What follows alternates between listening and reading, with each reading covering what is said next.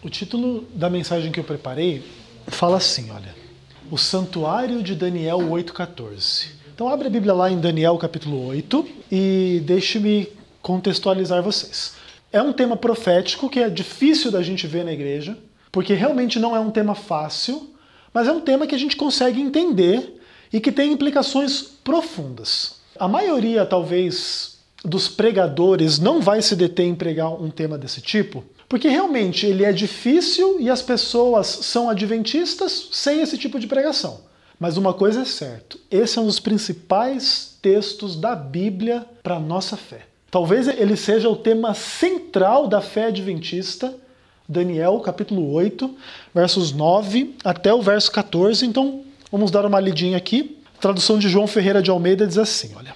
De um dos chifres saiu um chifre pequeno e se tornou muito forte para o sul, para o oriente, para a terra gloriosa. Cresceu até atingir o exército do céu, e alguns do exército e das estrelas lançou por terra e os pisou. Sim, engrandeceu-se até o príncipe do exército. Dele tirou o sacrifício diário, e o lugar do seu santuário foi deitado abaixo. O exército lhe foi entregue com o sacrifício diário por causa das transgressões, e deitou a verdade por terra, e o que fez prosperou. Depois ouvi um santo que falava, e disse outro santo àquele que falava: até quando durará a visão do sacrifício diário e da transgressão assoladora, visão na qual é entregue o santuário e o exército a fim de serem pisados? E ele me disse: até 2300 tardes e manhãs, e o santuário será purificado. As mensagens que eu preguei sobre esse texto estão baseadas no estudo do Dr. Gerhard Hasel, um alemão, e eu trabalhei extensamente, então, o verso 9 e 10, o verso 11 e 12, e agora nós vamos trabalhar o verso 13 e 14. Porém, é bom que a gente contextualize algumas coisas no seguinte sentido. Bom, já falei, esse é um tema central dentro da fé adventista. Esse texto é importantíssimo e nós precisamos ter uma visão um pouco geral de algumas coisas para a gente poder entender essa profecia. Então todos esses chifres e etc. são muito importantes e em resumo a gente pode dizer o seguinte. Versos 9 e 10 tratam do surgimento do Império Pagão Romano. Os versos 11 e 12 trazem a fase papal desse império, onde o imperador romano, agora ele sai de cena porque ele perde o poder para os bárbaros invadem Roma e etc. Mas o bispo de Roma, que é o Papa, ele agora agrega muitos dos títulos que os imperadores romanos tinham, e o poder, essa coisa do Papa ser autoridade máxima, infalível e etc. Tudo isso vem dessa prerrogativa do imperador romano, que agora o bispo de Roma ele se apropria. E é por isso que ele agora faz guerra contra o céu, ele se eleva até o príncipe do exército, ele tira do príncipe do exército todo o serviço do santuário, então indica assim, o que Jesus faz no céu por nós? Ele intercede por nós, certo? Então como é que o imperador de Roma, agora travestido de um papa, como é que ele tenta tirar isso de Jesus? Agora ele oferece ao povo um outro sistema de mediação. A Bíblia diz que Jesus Cristo é o único mediador entre Deus e o homem. E agora o Papa aponta para a figura de Maria, de José, de João, sei lá de mais o quem, para que as pessoas busquem agora não mais a Deus através de Cristo, mas busquem a Deus, entre aspas, através de Maria, através dos santos e etc. Então vocês percebem que a gente está tratando de um tema que não é fácil, que realmente dá trabalho, porque envolve coisas que a gente não gostaria que fossem verdades. Nós não gostaríamos que tivesse nenhuma igreja falando mentira, em nome de dinheiro, de poder político, etc. e tal, mas nós sabemos que a Bíblia já predizia que isso ia acontecer. O homem da iniquidade sentado no trono de Deus, como se fosse Deus. E é por isso que o texto traz uma dinâmica interessante. Então ele fala que dos chifres surgiu um outro e cresceu para o sul, para o oriente, para a terra gloriosa, e cresceu até o príncipe do exército. Então agora você percebe que ele sai de um movimento horizontal para uma direção vertical, e quando chega no ápice dessa luta, que lançou a verdade por terra e prosperou, aí a visão dá uma pausa, ele ouve dois anjos conversando, e um diz para o outro assim, até quando vai durar isso? Aí o outro responde, até 2.300 tardes e manhãs, e o santuário será purificado. Antes da gente entrar no texto em si, é importante ter algumas pressuposições em mente para a gente entender. A primeira delas, foi Deus que estabeleceu o santuário no meio do povo. Lembra quando Deus tira o povo do Egito, ele manda construir lá um tabernáculo, tem o lugar santo, o lugar santíssimo, para o povo oferecer sacrifício, incenso, e todo aquele sistema que Deus fez, que representava o quê? O perdão dos pecados. Era a expiação, é quando o animal inocente vai derramar o sangue pelo ser humano pecador. Claro que o sangue do animal não tem poder de nos livrar dos nossos pecados. Tudo aquilo era um grande símbolo do que Jesus Cristo iria fazer, como o verdadeiro Cordeiro de Deus que tira o pecado do mundo. Então ele que derrama o sangue dele para perdoar os nossos pecados, e é assim que ele adquire o direito de poder interceder por nós na presença de Deus. Porque nós, como pecadores, não merecemos nada de Deus. E Jesus Cristo se interpõe dentro dessa situação do pecado, do diabo, de tudo isso que machucou a gente, realiza a redenção na cruz, vence a morte, volta para o céu e no santuário celestial intercede por nós. Então é o seguinte, um ataque contra o santuário é um ataque contra a salvação. Vocês perceberem o quanto isso é complicado. Vamos pensar no seguinte, se a nossa salvação dependesse de nós termos um santuário e matarmos um cordeiro ali, se algum governo pagão viesse destruir esse santuário, o que ele estaria destruindo? O nosso acesso ao perdão. Você percebe por que o texto de Daniel é tão forte, é tão pesado? Porque o ataque que esse poder anticristão faz é um ataque para impedir a salvação das pessoas. E aí você sabe que quando mexe com a salvação, está mexendo com coisa grande, com coisa importante, está mexendo com Deus. Portanto, onde não tem santuário, não tem expiação. Onde não tem expiação, não tem perdão. E onde não tem perdão, não existe salvação. Então a gente tem que entender que o chifre pequeno, representado pelo poder do Papa, que em nome de Deus se coloca contra Deus, ele ataca o fundamento do santuário. É isso que o texto que nós lemos nos disse. E deitou o fundamento do santuário por terra, e deitou a verdade por terra, e o que fez? Prosperou. Agora, essa profecia como um todo, ela fala de um ataque contra o povo de Deus, contra a verdade e contra o próprio Deus. Por isso que a Bíblia diz assim, né, que o que você fez para um pequenino, fez a Jesus. Então quem ataca um pequenino, ataca Jesus. É por isso que a Bíblia diz também, quem ataca vocês é como se ferisse a pupila dos olhos de Deus. Seja em qualquer área que for.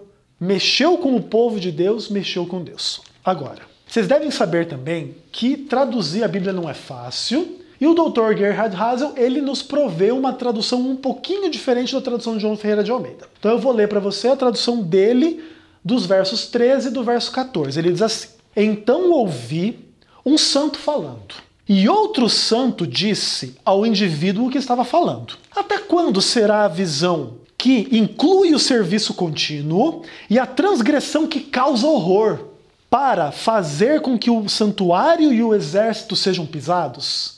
E ele me disse até 2.300 tardes e manhãs, e o santuário será purificado.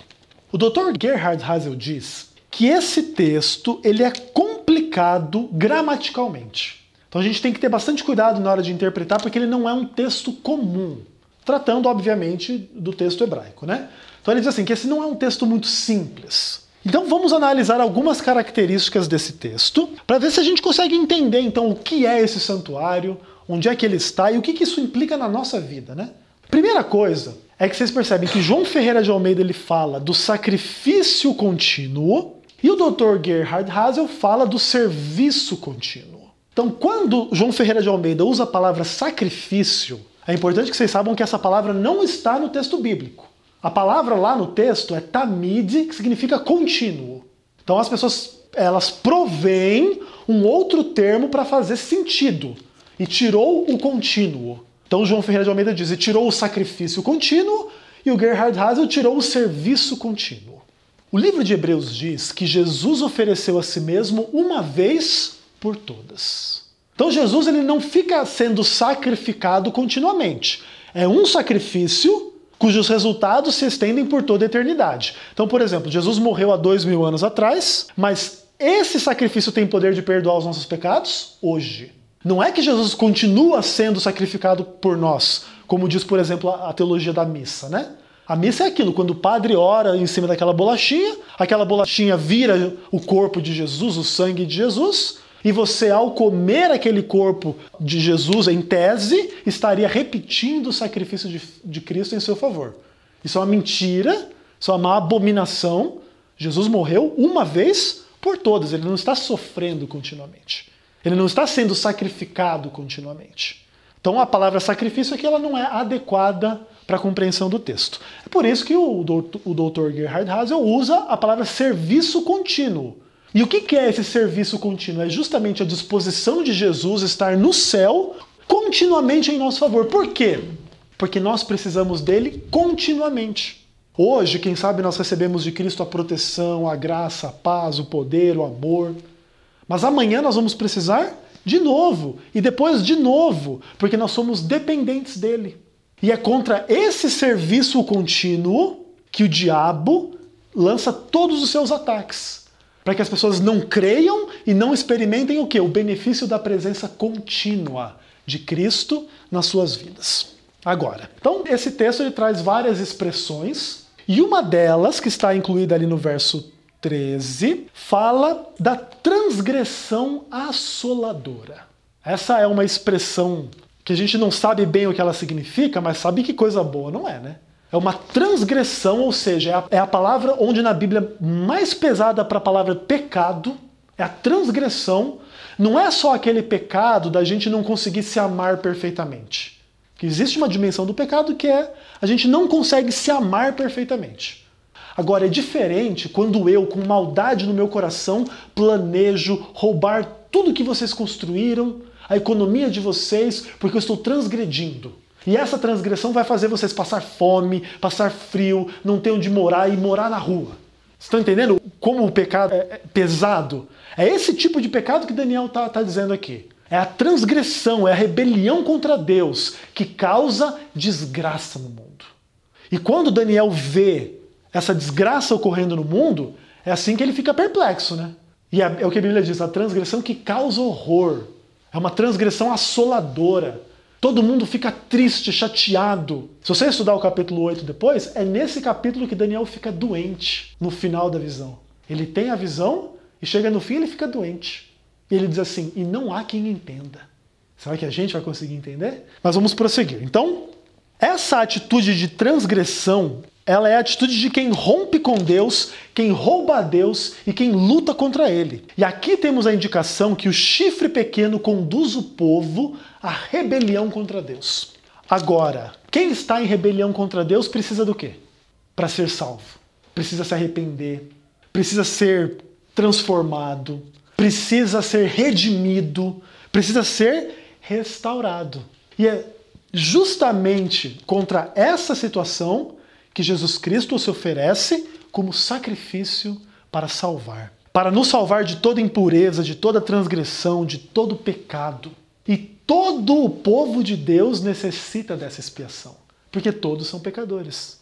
É por isso que, por exemplo, Levítico 16, o verso 16, vai falar justamente isso. Que todo o povo necessita de expiação para que possam ser purificados dos seus pecados. E que vai também tratar em Levítico 16 da purificação do quê? Do próprio santuário.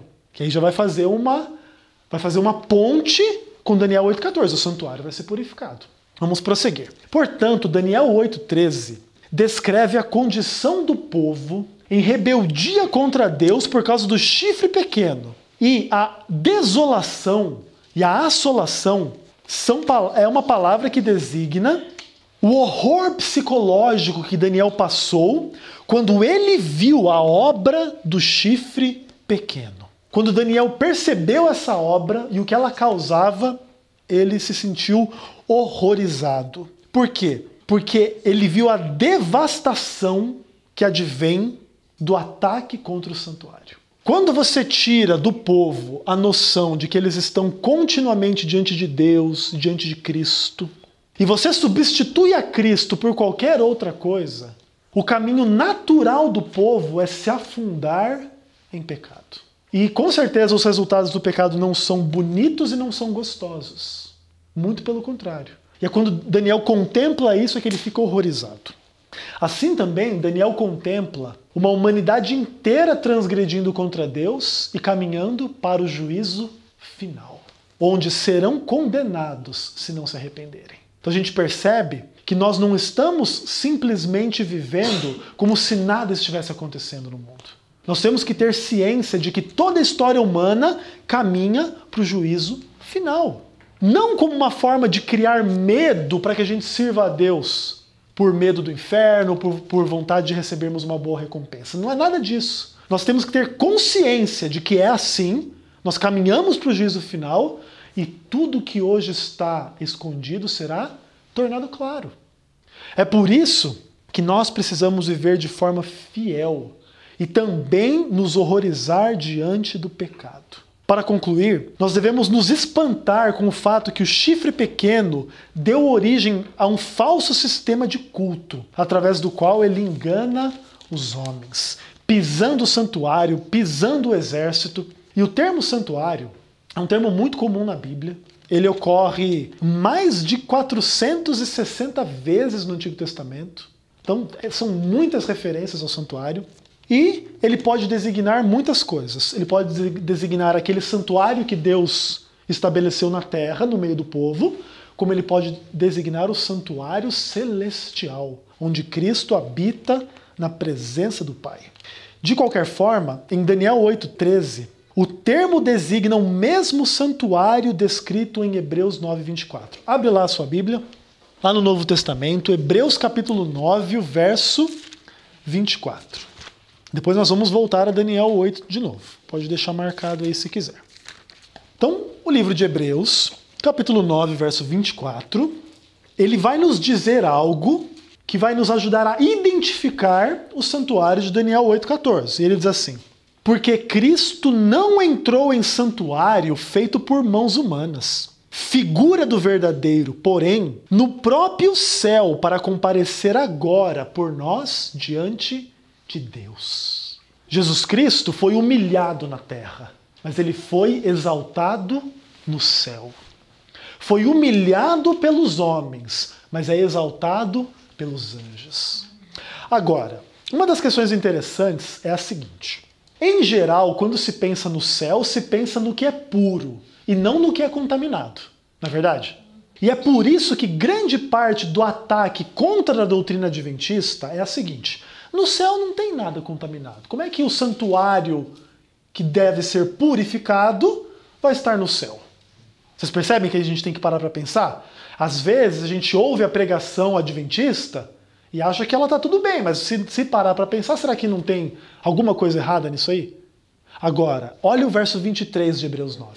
Aí você vai ter a resposta para essa pergunta. Então, Hebreus 9, o verso 23 diz assim, olha: era necessário, portanto, que as figuras das coisas que se acham no céu fossem purificadas através de sacrifícios, mas as próprias coisas celestiais, com sacrifícios superiores. Presta atenção no que isso quer dizer. Como é que o santuário terrestre era purificado? Quando se matava o animal, pegava-se um pouco do sangue e aspergia lá sobre os móveis, sobre a cortina. Então aquilo ali, a Bíblia diz, que se fazia a purificação do santuário da terra. Agora olha o que o autor de Hebreus no Novo Testamento está dizendo. Que lá naquele santuário era feito assim. Mas como é que as coisas celestiais têm que ser purificadas? Com sacrifícios superiores. Então, para purificar as coisas celestiais, não serve sangue de animal.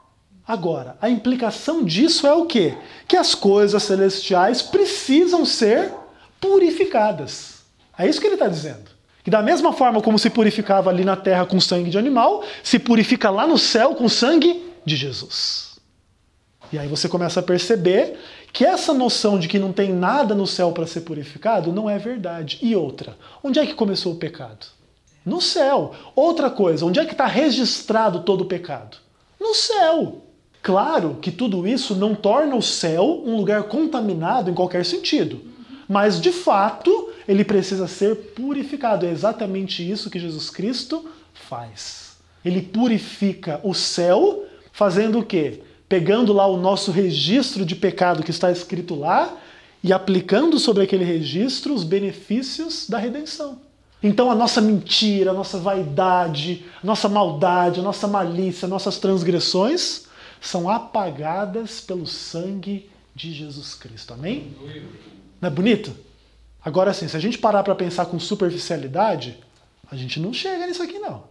Tem que se aprofundar, tem que querer estar envolvido com temas que nem sempre são os mais fáceis. Portanto, é óbvio que se fala na Bíblia da purificação do santuário celestial. É assim, por exemplo, volta lá para Daniel 8. Agora vamos, na verdade, abrir em Daniel 9. E vamos dar uma olhadinha no verso 24, que vai falar um pouco de um santuário que também fazia parte da profecia e que a Bíblia diz assim, olha. Estamos falando da profecia do anjo Gabriel, né?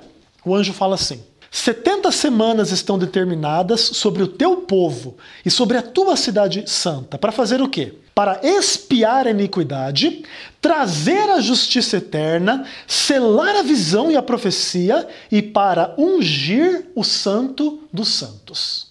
Olha que interessante isso aqui. Primeiro que essa é uma profecia escrita 600 anos antes de Cristo e, em contornos gerais, ela significa o seguinte, que no tempo determinado, o Messias viria para fazer o quê? Cessar a transgressão. Que é justamente o quê? Se oferecer como sacrifício pelas transgressões, de forma que elas pudessem cessar, dar fim aos pecados, expiar a iniquidade, trazer justiça eterna, selar a visão, mostrar que aquilo era verdade e fazer o quê? Ungir o Santo dos Santos. Essa expressão o Santo dos Santos, ela é equivalente à expressão santuário, então que mostra o seguinte, que ao Jesus terminar a sua obra na terra, ele vence a morte e ele vai fazer o quê? Ungir o santuário celestial.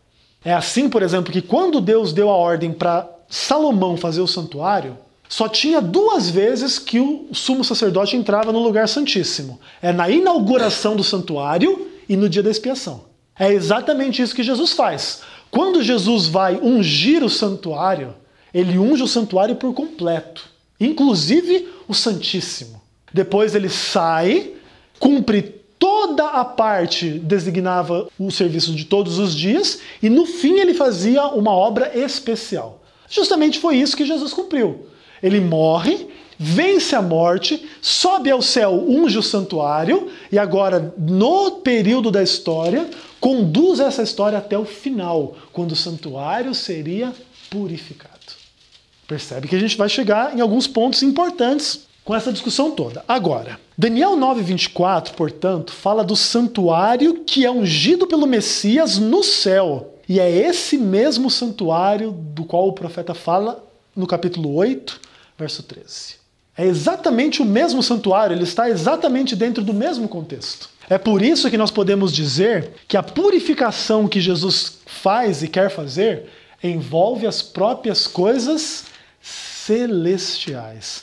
É por isso, por exemplo, que a Bíblia diz assim, olha, ora, o essencial das coisas que nós temos dito é que nós temos tal sumo sacerdote que se assentou à destra do trono da majestade no céu, como ministro do verdadeiro santuário que o Senhor erigiu, não o homem. Hebreus 8, versos 1 e 2. É exatamente por isso que nós podemos seguir o nosso sumo sacerdote pela fé, que no céu intercede por nós e realiza a nossa salvação, atualiza a nossa salvação e reconduz a nossa salvação. Cada vez que nós oramos, cada vez que nós pedimos perdão a Ele, é lá no santuário do céu que Ele adquire para nós o perdão e a redenção, o apagamento de todos os pecados, para que a gente esteja pronto para o dia da morte ou para o dia da volta de Jesus. E esse serviço ele acontece continuamente, nunca acaba. Se você acordar 4 horas da manhã para orar, Ele está pronto para ouvir. 24 horas por dia, 7 dias por semana, Cristo está no santuário em nosso favor. Para nos salvar, para nos abençoar, para nos ajudar em todos os momentos. Agora, portanto, o termo santuário, ele também está, de alguma forma, relacionado com o adjetivo santo que veio um pouquinho atrás no verso 13. O que indica que esse ataque contra o santuário que o chifre pequeno faz também é um ataque contra as pessoas que amam a Deus. Dessa forma, os perseguidos pelos poderes políticos, religiosos, que muitas vezes usam o nome de Deus para perseguir o povo de Deus, é essa situação que faz com que Deus venha julgar todas as coisas. Porque muitas igrejas pegaram a Bíblia na mão e começaram a fazer o quê? Matar as pessoas, roubar as pessoas, roubar as terras, querer influenciar politicamente. Não foi isso que a Igreja Católica fez durante séculos? E essa situação faz com que Deus já estabeleça: vai haver um julgamento. Todos serão julgados. Assim, quando os santos são atacados pelo chifre pequeno, eles devem se lembrar de que a destruição final de todo o poder que os oprime está garantida. Olha só Daniel 12, verso 7. Como que vai terminar o livro de Daniel praticamente? Finalzinho ali, um dos últimos versos. Um texto bonito para a gente pensar também. Aí a Bíblia diz assim: ouvi o homem vestido de linho, que estava sobre as águas do rio, quando levantou a mão direita e a esquerda ao céu e jurou, por aquele que vive eternamente, que isso seria depois de um tempo, 2 tempos e metade de um tempo. E quando se acabar a destruição do poder do povo santo, estas coisas todas se cumprirão. Essa passagem tem uma frase lindíssima, muito interessante, né? Presta atenção. Quando acabar a destruição do poder do povo santo. Vocês se sentem sem poder para mudar as circunstâncias? Circunstâncias da saúde, da família, da vida. A vida não é o que nós gostaríamos que ela fosse. Só que a gente tem que enfrentar essa vida da perspectiva espiritual. E ainda que o mundo não nos obedeça e nunca vai nos obedecer, nós temos que entender que através da aproximação de Deus, a nossa falta de poder vai sendo destruída. Porque tudo podemos naquele que nos fortalece. Então Deus vai destruindo essa falta de poder e Ele vai nos enchendo de poder. Claro que esse poder é o poder o quê? É o poder do amor. É o poder de perseverar mesmo em meio a lutas e dificuldades. É o poder de dizer igual Paulo: quando sou fraco, então sou forte. Não é que a gente não vai ter dificuldades e fraquezas. É que no meio das fraquezas nós seremos fortes. E é assim que Deus vai trabalhando com a gente. E a nossa falta de poder vai sendo destruída. E quando isso se cumprir de forma plena, então toda a visão de Daniel vai se cumprir. E como é que o livro de Daniel termina? Tu, porém, segue o teu caminho até o fim, pois te levantarás no fim dos dias para receber a tua herança. Esse é o último verso do livro de Daniel. Agora a gente tem algumas coisas para pensar ainda que são importantes dentro desse contexto. Bom, o texto de Daniel 8,13 fala que o chifre pequeno pisa o santuário e o exército. O exército significa também uma indicação do povo de Deus, e esse ataque do chifre pequeno contra o povo, ele sempre foi verdadeiro e ele infelizmente continua sendo verdadeiro. Basta a gente lembrar que não faz muito tempo que acabou, por exemplo, a Santa Inquisição. E de santa não tinha nada, né? Então a existência de uma estrutura para condenar as pessoas, para matar, para torturar, para oprimir, em nome de Deus, ela é o cumprimento profético radical. E é por isso que o anjo pergunta para o outro: até quando? Agora, quando a gente ouve essa pergunta, até quando, a gente pensa mais no processo até o fim do que no fim desse processo. Agora, o texto hebraico em especial, ele foca a nossa atenção no fim desse período. Até a gente chegar nessa purificação do santuário, vai ter muita guerra, muito sofrimento, muita tristeza, etc. e tal, mas vai chegar um momento, é isso que o texto diz, que Deus vai agir e Ele vai começar a fazer o quê? A etapa final da salvação, é a purificação do santuário. Esse período está no futuro. É exatamente isso que diz. Por isso, por exemplo, que em Daniel 8, a Bíblia diz assim: a visão se refere a dias ainda muito distantes. Daniel escreveu tudo isso aqui no final, vamos pensar assim, no final do 6º século antes de Cristo. Ano 500 e pouco antes de Cristo. Então, já para ele estava longe, né? Mas e para nós? Será que está tão longe assim? Daniel viu e falou assim: ó, isso aí está longe, longe, longe, longe.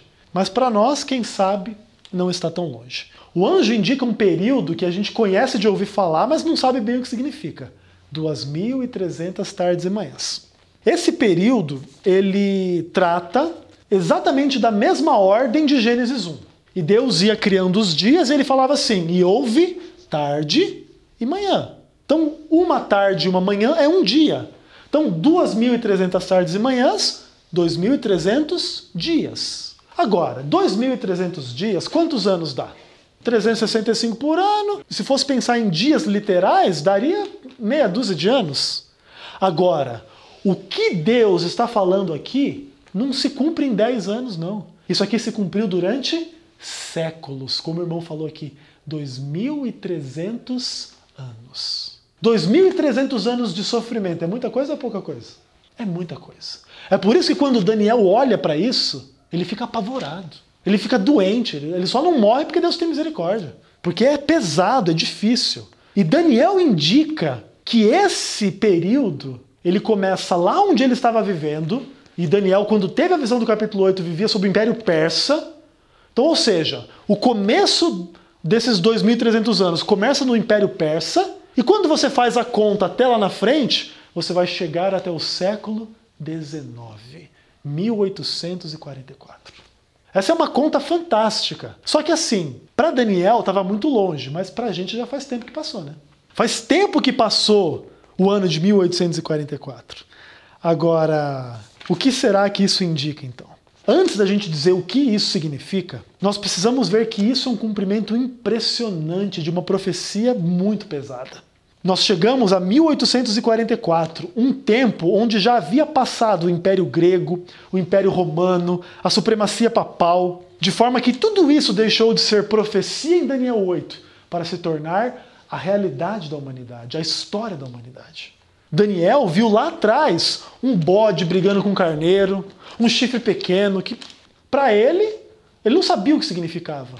Mas o anjo Gabriel explicou e nós sabemos. É o quê? É o Império Grego que vai vir destruir o Império Persa. Depois do Império Persa vem o Império Romano. Depois do Império Romano vem um império, entre aspas, cristão, que vai matar em nome de Deus. E quando chegar no fim do século XIX, Deus vai restaurar o santuário.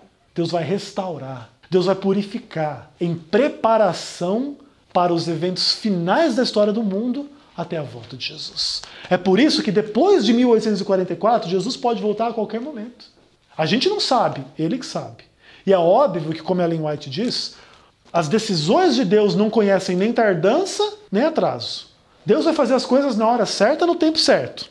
Mas ele nos mostra a sua verdade através da profecia. A profecia olhava para o futuro, mas hoje nós olhamos para o passado. E assim é que a resposta de Daniel 8,14 a tudo isso tenham certeza de que Deus vai agir para purificar, para destruir a obra do pecado e para nos usar, para também ajudar as pessoas a entender tudo isso, que não é nada fácil. E assim, nós vamos pregar o Evangelho. E a Bíblia diz, quando a gente pregar o Evangelho no mundo inteiro, então virá o fim. É assim que a Bíblia diz. A resposta do anjo a todo esse horror causado pelo chifre pequeno em Daniel 8 é a purificação do santuário. Purificação pode significar ser limpo, purificado, justificado, restaurado. E esse é um termo enigmático. O que significa isso? Ainda mais falando do santuário do céu. Agora, uma coisa é certa. É uma real limpeza, é uma vindicação, é uma obra de juízo e de justiça. E o termo como um todo se refere ao santuário celestial, onde todas essas coisas estão acontecendo. Assim, purificação, correção, justificação sobre a obra de Cristo no santuário vai ocorrendo enquanto a gente prega o Evangelho para testemunho de todas as nações.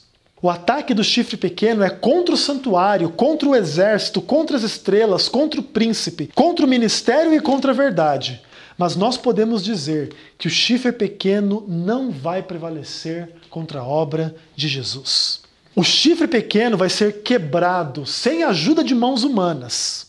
E é por isso que nós podemos nos alegrar e sabermos que nós não precisamos fazer justiça com as próprias mãos, mas esperar porque a justiça pertence a Deus.